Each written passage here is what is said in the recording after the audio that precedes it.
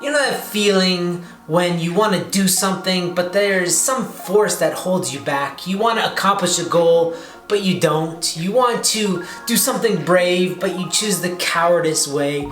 Well, these are your demons. And if you want to learn how to identify where they are in your life and how to just completely beat them up so that you have nothing holding you back anymore, then come and watch this video. It's going to help you a lot. It's very simple, very powerful, very much needed. I'll see you on the inside.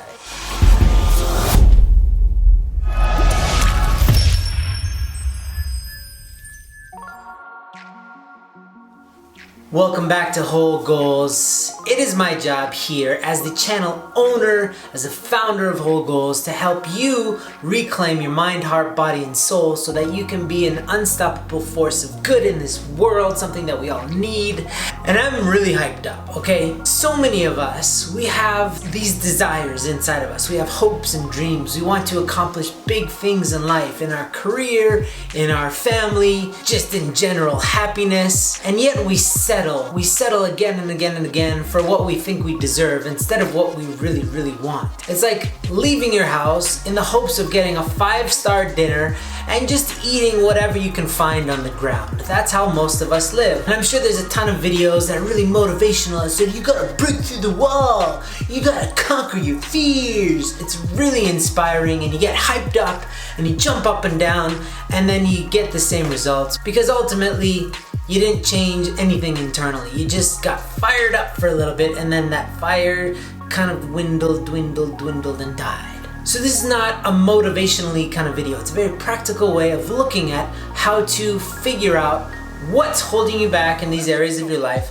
how to cut off any ties with these demons, and how you can live a free life. So in order to identify your demons, you have to look at which parts of your areas do you feel really stuck? Where do you feel uncomfortable? Where do you feel tension? Like if you're thinking about relationships, you should have only good feelings. And if you have negative feelings about some relationship that you have with yourself, with other people, with the divine, this is a cause of tension and this is a very clear sign that you're not living up to your full potential in that area. People especially have so many demons in the area of career and money and spirituality. Wherever there's tension in your life, that's an identifier that if you work on this area of your life, you can have a massive breakthrough and experience total wholeness and happiness, or you can just keep on feeling more stuck until it just is painful. That's why a lot of people, they end up giving up on relationships and they start to say things like, oh, love doesn't exist.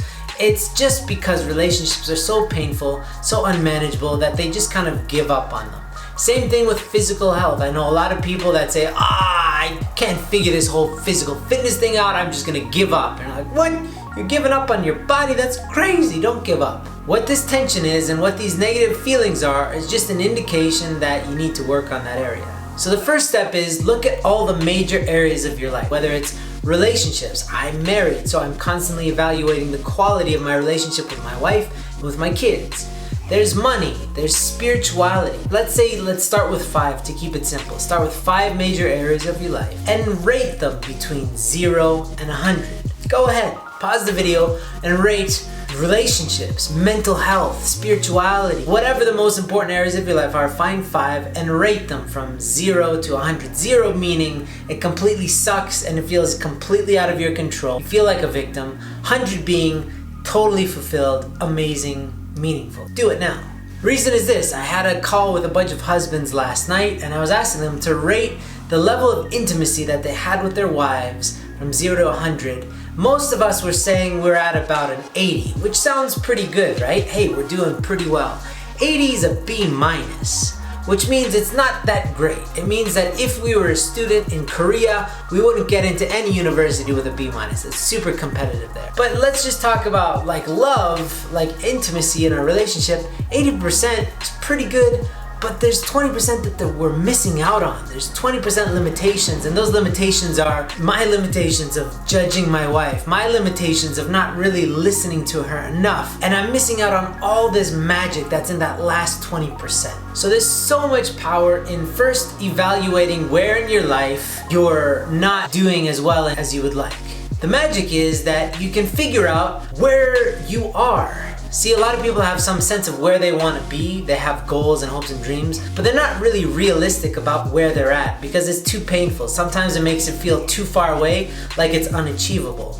But this is really, really important, is first you have to assess where you're at. Then, based on that foundation, you can crystallize, well, where would you like to be? Say, with my relationship with my wife, if I'm at 80%, we're doing pretty well, but what does 100% look like? How are we communicating? How often are we kissing throughout the day? How often are we going out on dates? When I start to really get a clear vision of what that looks like, that creates parameters, that creates goals, that creates a vision that I can then start investing in. Here's why that's super important, because the moment you realize what you want, then the demons start popping their head up. When you're just kind of like thinking about life, like things will somehow get better, and you don't invest any effort into actually fulfilling that vision, then your vision is just this big thing that you have very little relationship with.